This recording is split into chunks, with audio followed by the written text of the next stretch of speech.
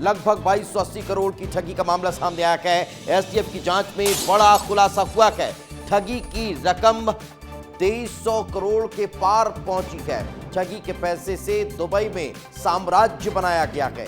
ED ने अब इस पूरे मामले को लेकर जांच शुरू कर दी है। आरोपियों को लेकर अब लुकआउट नोटिस जारी किया गया है। केंद्रीय एजेंसियों के संपर्क में मध्य प्रदेश एसटीएफ है। तो आरोपियों को दुबई से भारत लाने की तैयारी की जा रही है। लोगों को मुनाफे का लालच देकर ठगी किया करते थे। तो ये बड़ी जानकारी इस वक्त हम आपको बता रहे हैं। एसटीएफ की जांच में ये बड़ा खुलासा हुआ है। ठगी की रकम लगभग 2300 करोड़ रुपये पहुंच चुकी है।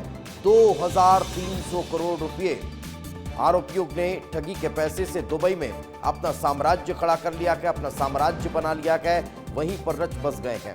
एसटीएफ को अब जांच में इनपुट मिला है। ईडी ने अब इस पूरे मामले को लेकर जांच शुरू कर दी है। आरोपियों को लेकर अब लुकआउट नोटिस जारी कर दिया गया है। केंद्रीय एजेंसियों के संपर्क में मध्य प्रदेश एसटीएफ के अधिकारी हैं। आरोपियों को दुबई से भारत लाने की तैयारी अब की जा रही है। लोगों को मुनाफे का लालच देकर ये ठगी किया करते थे। मामले में अब तक 17 नए नाम जो हैं वो सामने आ चुके हैं। पुलिस ने सिर्फ 2 आरोपियों को ही अभी तक गिरफ्तार किया है।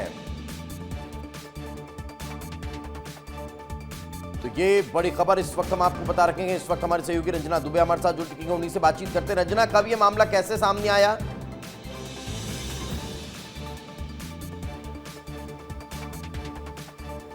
देखिए दीपेश, 2 से 3 दिन पहले ये मामला सामने आया है, जिसमें मध्य प्रदेश की जो एसटीएफ टीम है, एसटीएफ है, उसने 2 आरोपियों को गिरफ्तार किया था, जिसमें ये सारी जो ठगी के मामले हैं वो निकल कर सामने आए। देखिए, मामला ऐसे खुला क्योंकि इंदौर का जो एक व्यवसायी है ईशान, उसने राजधानी भोपाल में भोपाल एसटीएफ में शिकायत की थी कि उसकी जो रकम है वो 7 से 8 गुना करने को लेकर किस तरीके से जो आरोपी है उन्होंने लालच दिया था, और उसके बाद वो इन आरोपियों के झांसे में आया था, जिसमें उस जो व्यापारी है इंदौर के ईशान, उससे करीब 20 से 22 लाख रुपए की ठगी हुई थी।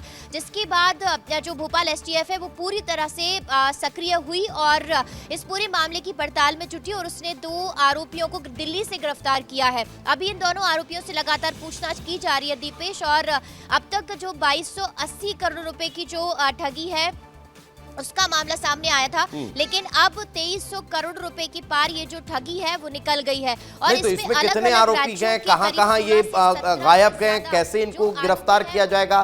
कुछ ये जानकारी मिल रही है कि ये विदेश भाग चुके हैं, उन्हें कैसे लाने की तैयारी है? अब जांच किस तरह से आगे बढ़ रही है इस पूरे मसले को लेकर?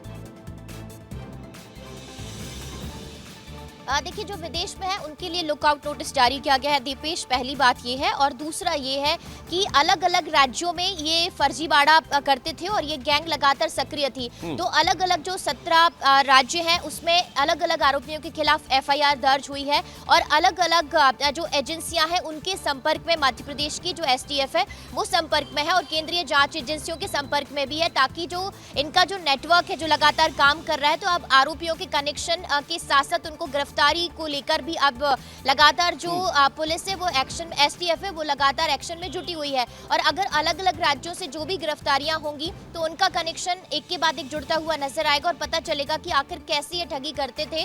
और अलग अलग जो टेलीग्राम पर इन्होंने ग्रुप बनाया हुआ था उसके माध्यम से ये इनको रकम 7 से 8 गुना करने का लालच दिया करते थे। बिल्कुल, अब ये देखने वाली बात होगी कि कैसे ये पूरा खुलासा होता है और कैसे जो विदेश में मौजूद है उन्हें भारत लाने की तैयारी होती है।